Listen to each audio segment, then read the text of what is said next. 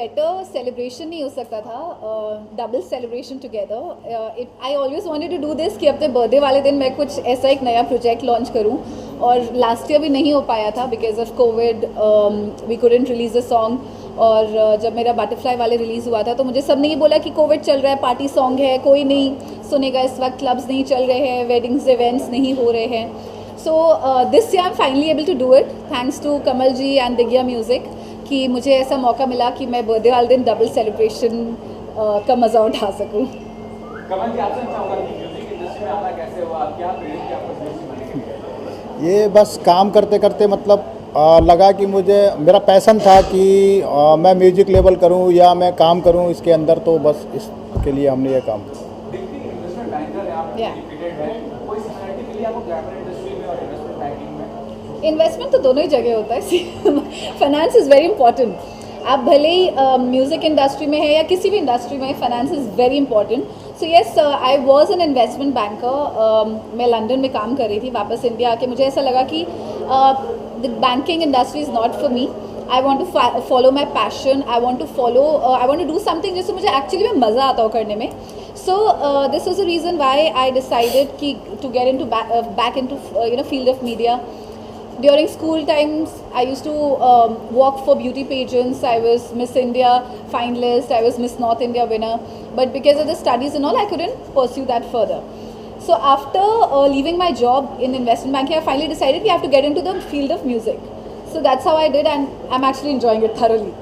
और लास्ट जो आपका रुक रहा उसको भी बड़ा प्यार दिया गया, जिम्मेदारी बढ़ जाती है जब आप नेक्स्ट प्रोजेक्ट पे काम करते हैं. ये तो आप बिल्कुल सही कह रहे हैं. अगर आपका कोई एक सॉन्ग एक नंबर हिट कर जाता है, अब जैसे साहिल जी का एक सॉन्ग है 52 गज का दामन, जो which is the highest viewed song on YouTube, right. तो उनके ऊपर भी एक जिम्मेदारी थी कि बॉलीवुड हरियाणवी स्टाइल में कैसे उस सॉन्ग को दिखाएं कि हमेशा आपको पिछले प्रोजेक्ट से बेटर करना होता है. So for me it was the same. मेरा लला लोरी 400 मिलियन क्रॉस कर गया. My butterfly वाले is doing pretty well with Meet Brothers. 2 हफ्ता पहले करेरा आया था which is also doing pretty well. So जिम्मेदारी और बढ़ जाती है कि अगला प्रोजेक्ट ऑडियंस को कुछ ऐसा दे जो पहले से अलग हो और बेहतर हो.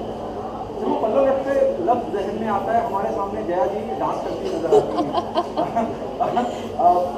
टेकन सम रेफरेंसेस, और आप क्या कहना चाहेंगे जहाँ इतनी दिग्गज शख्सियत ने परफॉर्म किया संदीप जी के साथ? जी, well actually Pallu Latke is a folk word, Rajasthani folk word, जो कई सारे वर्जन्स आए हैं इस सॉन्ग के. अगर आप यूट्यूब पे पल्लू लटके डालें so there be lot of versions of this song. Recently अभी एक बॉलीवुड मूवी में भी आया था इसका song, but this was a completely different concept. इसका कोई रेफरेंस नहीं लिया गया था किसी भी सॉन्ग से. This is a complete independent project in itself. और इसमें हमने हमने पल्लो यूज़ नहीं किया. That was very important. तो मुझे याद है शूट के बीच आई वाज टेलिंग साहिल जी, मैं कहा साहिल जी पल्लो लटके सॉन्ग है और पल्लो तो यूज़ ही नहीं किया हमने. कहते ये हम अलग करने की कोशिश कर रहे हैं, इस पल्लो लटके पे पल्लो नहीं होगा.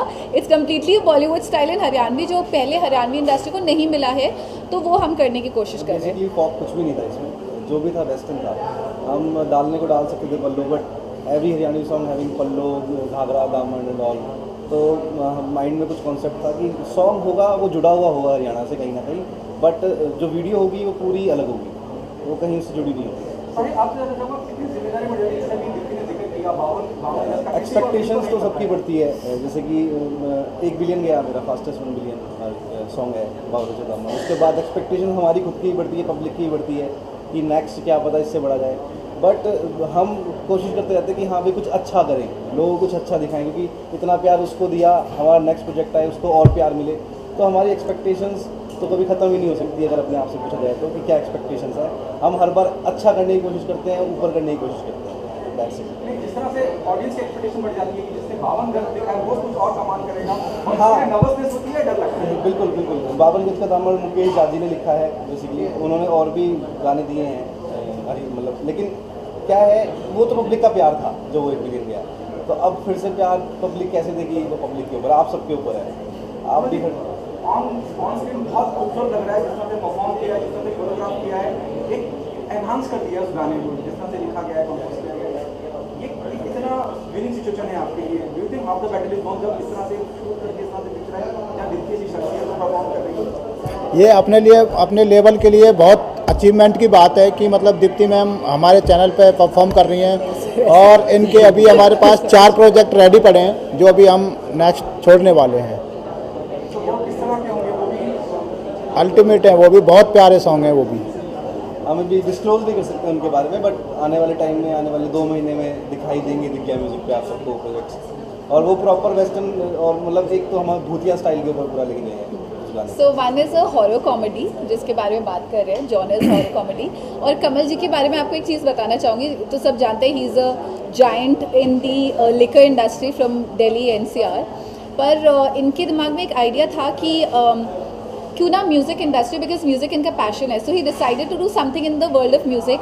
और सिर्फ 3 महीने हुए हैं दिग्या म्यूज़िक को स्टार्ट किए हुए, एंड ऑलरेडी 7 प्रोजेक्ट्स रिलीज, 8 गाने रिलीज़ हो चुके हैं और 8 प्रोजेक्ट्स रेडी है जो शूट होने वाले हैं, जो रिलीज़ होने वाले हैं।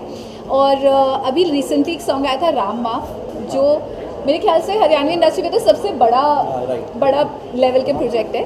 सो अगर आपने राम माफ नहीं देखा है तो उसको भी ज़रूर देखें। और उसमें जो मेल लीड है वो कमल जी है, राजा महाराजा स्टाइल। जी जी।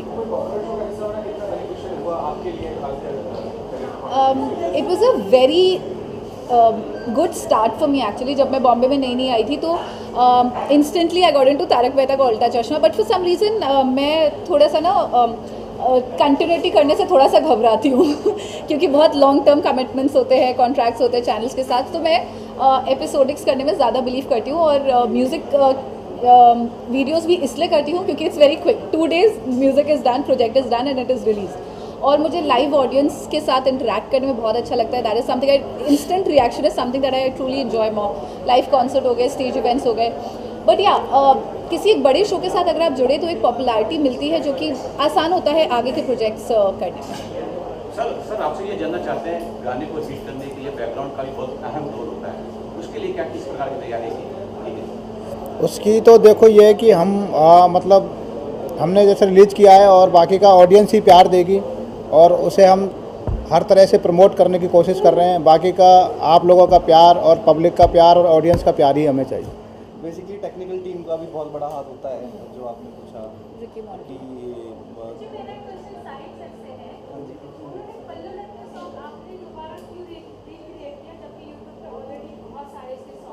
मैम मैं इसका रीज़न दूंगा आपको। पल्लो लटके एक, अगर मैं अपनी लैंग्वेज में बताऊँ, एक गीत है। इट्स अ हरियाणवी गीत, हरियाणवी और राजस्थानी गीत। तो इसके राइट्स सबके पास है, मतलब जो ये वर्ड है पल्लो लटके, वो कोई भी यूज़ कर सकता है, कोई भी राइट कर सकता है, कोई भी रिक्रिएट कर सकता है। आप, मैं भी कर सकता हूँ, आप में से कोई कर सकता है। तो उसमें कोई कॉपीराइट कंटेंट नहीं है। ये फर्स्ट थिंग। सेकंड थिंग कि ये मैंने नहीं किया है, ये कमल भाई ने किया है। और कमल भाई ने मुझे गाना सुनाया था कि हमारे पास एक ऐसा ऑडियो है, हम शूट करते हैं। तो बाकी कमल भाई बताएंगे इसके बारे में कि उनको क्यों उन्होंने ये चीज़ की। बताइए सर। यही पल्लो लटके पे एक आता है, जब पल्लो लटके का एक वर्ड आता है तो सबको लगता है कि मतलब साड़ी वाला कॉन्सेप्ट या पल्लो वाला। तो हमने सोचा कि इसको थोड़ा सा हम वेस्टर्न तरीके से, और पल्लो इसमें यूज ही नहीं करते हैं, तो हमने ये ऐसे क्रिएट करा कि ऑडियंस को कुछ नया लगे। आपसे पूछना चाहूँगा, मुझे क्या सबको वाइब है कि you more of a western. या मतलब अगर कोई कहानी स्टोरी डिमांड हो जाती है, आप हो जाएंगे इंडिया, लेकिन you was more appeal about western. ये शुरू से जहन में था, जस्ट मेंशन उल्टा के बारे में, बंधना नहीं है। हाँ, ये पता नहीं क्यों ये मेरे साथ आप प्रॉब्लम कह सकते हैं, अच्छी भी बात है बुरी भी बात है। तो मुझे ये नहीं पसंद है कि मैं एक ही शो पे 2 साल 3 साल, because there is a stagnancy in your creativity. As an artist को बिल्कुल एक फ्रीडम होनी चाहिए, जहाँ चाहे जिस तरीके से चाहे अलग तरीके से एक्सपेरिमेंट कर सके अपने प्रोजेक्ट्स पे, लुक्स पे। तो जैसा कि आपने कहा that versatility is always there. आप मुझे इंडियन लुक, आपने कई मेरे गाने भी देखे, मेरा जो पहला सॉन्ग था Haryana roadways, that was a Indian look of song. तो बादशाह के साथ था वो सॉन्ग, और उसमें कम्प्लीटली इंडियन लुक में मैं आई थी। और एक और सॉन्ग मैंने किया था अरविंदर खेरा के साथ, विच इज़ टूट जाए, which is again a Indian look. But then I did Lalla Lori with a Western look, and this is Indian and Western both. If you see, there's Indian looks also, Western looks also. तो मेरा ये मानना नहीं है कि आप किसी look से अपनी क्रिएटिविटी को दबा सकते हैं। That versatility should always be there as an artist, नहीं तो फिर आप आर्टिस्ट नहीं है, आर्टिस्ट नहीं कहलाएंगे फिर आप। जैसे मैंने पहले भी कहा, जया जी की याद आती है जब मैं पल्लू लटके के बाद, किसे डेडिकेट करना चाहेंगे ये सॉन्ग? किसे डेडिकेट? वेल, डेडिकेट तो नहीं, बट या आई सबसे पहले जब ये सॉन्ग शूट किया हमने, सबसे पहले जब हमने ये गाने के BTS and all that, so I send it to my mom first of all. So सबसे पहले कोई भी गाना मैं करती हूँ उनसे राय लेती हूँ, उनसे सुझाव लेती हूँ, और उनको एक आशीर्वाद के लिए मैं उनको हमेशा शेयर करती हूँ गाने करने से पहले. So I like to dedicate to. Kamal ji, जो आपका म्यूजिक कंपनी है, जो फॉर्मेशन आपने किया है, आगे कैसे आर्टिस्ट को आप मौका देना चाहेंगे, कैसे टैलेंट को मौका देना चाहते हैं आप? हम नए आर्टिस्टों को भी मौका देना चाहेंगे और जो अच्छे आर्टिस्ट हैं उनको भी मौका देना चाहेंगे, और हमारे लेवल पे बहुत अच्छे आर्टिस्ट आने वाले हैं अभी जो आएंगे. हम 1 महीने बाद आपको बताएंगे कि कौन कौन आर्टिस्ट हमारे साथ और जुड़ रहे हैं. दीप्ति, क्या मैसेज देना चाहेंगे? लास्ट आपके सब कामों को बहुत सराहा गया है, आखिरी मैसेज क्या ऑडियंस को देना चाहेंगे? Why they come and be a part of Pallu Latke? सबसे पहले थैंक यू सो मच. जो आप लोग के ज़रिए अपनी ऑडियंस को थैंक यू और धन्यवाद कहना चाहूँगी, जिन्होंने अब तक के मेरे सारे प्रोजेक्ट्स को इतना ज़्यादा प्यार दिया है और मिलियंस ऑफ मिलियंस को क्रॉस कराया है. तो पल्लू लटके को भी उतना ही प्यार दीजिए, और इसको 10 नहीं, 20 नहीं, 100 नहीं, बल्कि 500 52 गज के दामों से भी ऊपर भी जा सकते हैं, राइट?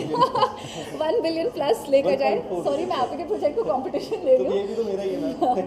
तो ये तो मेरी कंपनी का है, बल्कि कमल भाई मेरे भाई हैं. ये तो कमल मेरी भाई हम सबके भाई हैं. कमल भाई is such an amazing person, और जैसा कि उन्होंने कहा कि नए टैलेंट को भी चांस देते हैं. He is not revealing right now because there some certain projects ahead. तो हाँ, पल्लू लटके को 1 बिलियन क्रॉस कराएं और अपना प्यार दें, and make as much reels as you can on it, and इस गाने को अपना प्यार ज़रूर दें. Thank you so much.